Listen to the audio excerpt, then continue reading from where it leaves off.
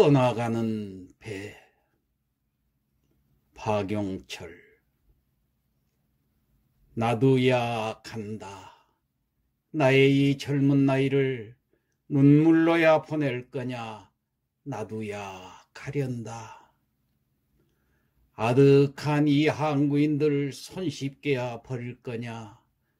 안개같이 물어린 눈에도 빛이 나니 골짜기마다 발에 익은 맷뿌리 모양 주름살도 눈에 익은 사랑하던 사람들. 버리고 가는 이도 못 잊는 마음, 쫓겨가는 마음인들 무엇 다를 거냐. 돌아다보는 구름에는 바람이 희살짓는다. 앞대일 어덕인들 마련이나 있을 거냐. 나도야 간다. 나의 이 젊은 나이를 눈물로야 보낼 거냐. 나도야 간다.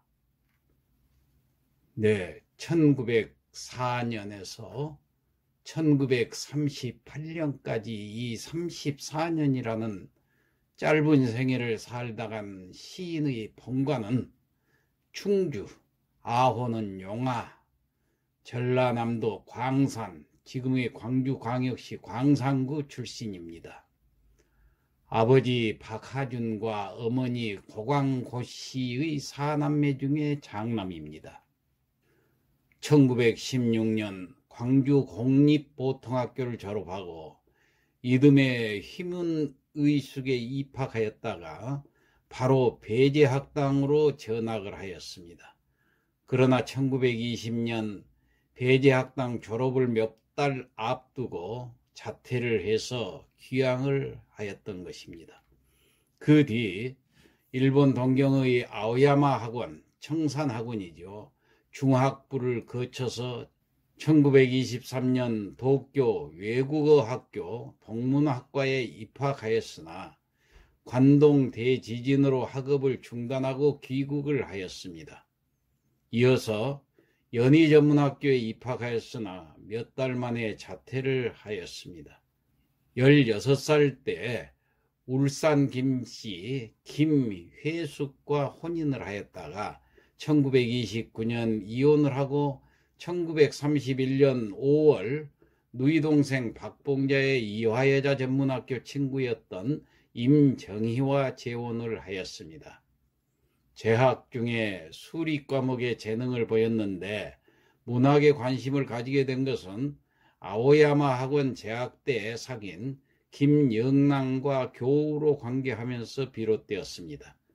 문단 활동 이외의 경력은 전혀 없고 1930년대에는 사제를 털어서 문예잡지 시문학 3권, 그리고 1931년은 문예월간 4권, 1934년에는 문학 3권 등 도합 10권을 간행하였습니다.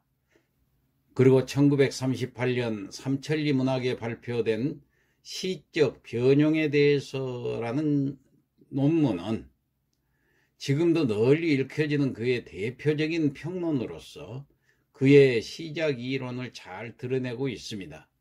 그의 시는 같은 시문학 동인인 정지용이나 김영랑의 시를 못 다루지만은 시문학, 문예월간, 문학 등 문예지를 간행하였고 방대한 역시편 등을 통해서 해외 문학을 소개하는 역할을 하였다는 점은 한국 근대문학사에 큰 공적이 되고 있습니다.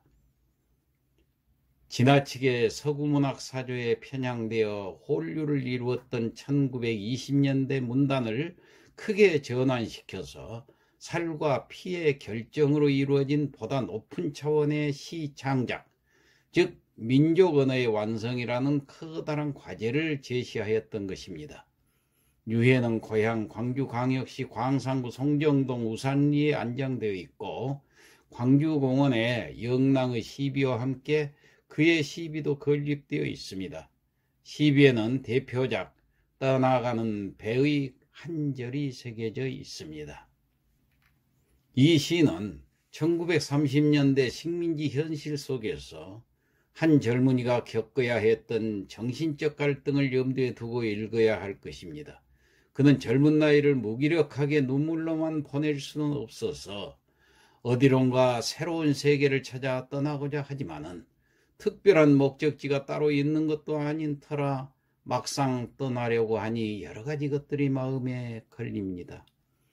자기가 오래 발붙이고 살던 땅에서 떠돌 수밖에 없던 근거 이런 유랑민의 피해 같은 것이 느껴지는 것이죠.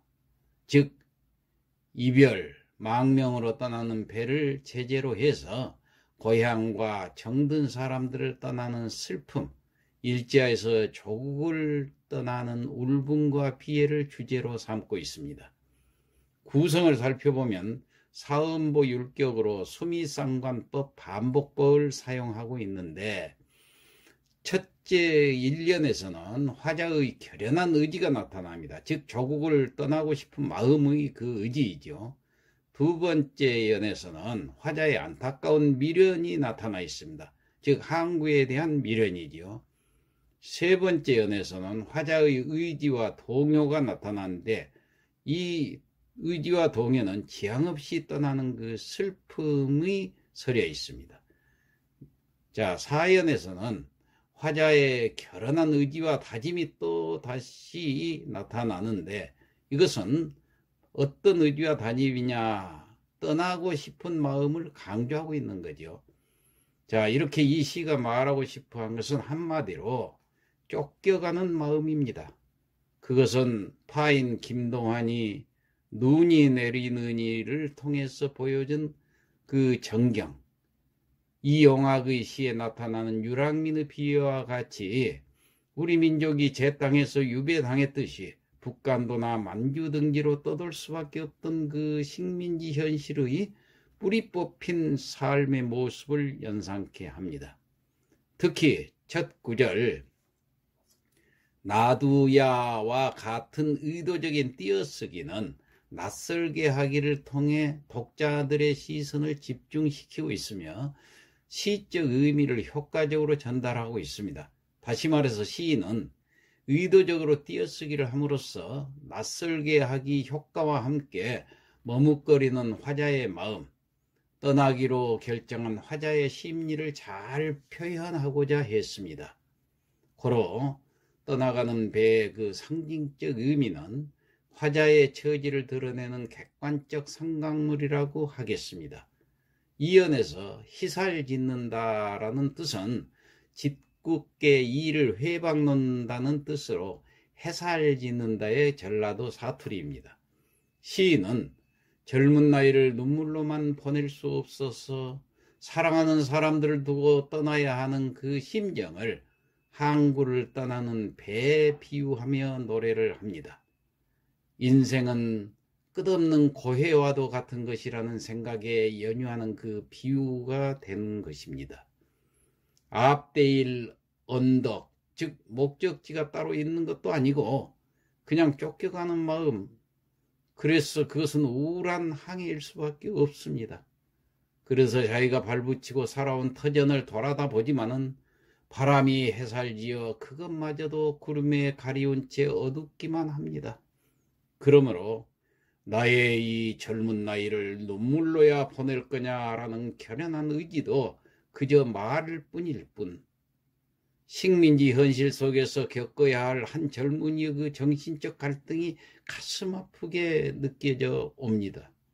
따라서 박용철의 이 시는 김영랑이나 정지용의 시에 비하면 대체로 시어가 박지도 또 막지도 못하지만은 서정의 그 밑바닥에는 사상성이나 민족의식 같은 것이 깔려 있음을 엿볼 수가 있습니다.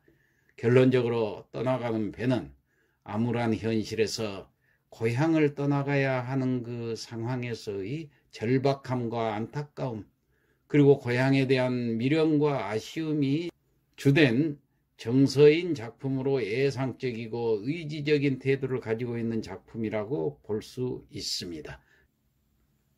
떠나가는 배, 박용철. 나도야 간다. 나의 이 젊은 나이를 눈물로야 보낼 거냐, 나도야 가련다. 아득한 이 항구인들 손쉽게야 버릴 거냐, 안개같이 물어린 눈에도 빛이 나니, 골짜기마다 발에 익은 맷뿌리 모양 주름살도 눈에 익은 사랑하던 사람들. 버리고 가는 이도 못 잊는 마음, 쫓겨가는 마음인들 무엇 다를 거냐. 돌아다보는 구름에는 바람이 희살짓는다. 앞대일 어덕인들 마련이나 있을 거냐. 나도야 간다. 나의 이 젊은 나이를 눈물로야 보낼 거냐. 나도야 간다.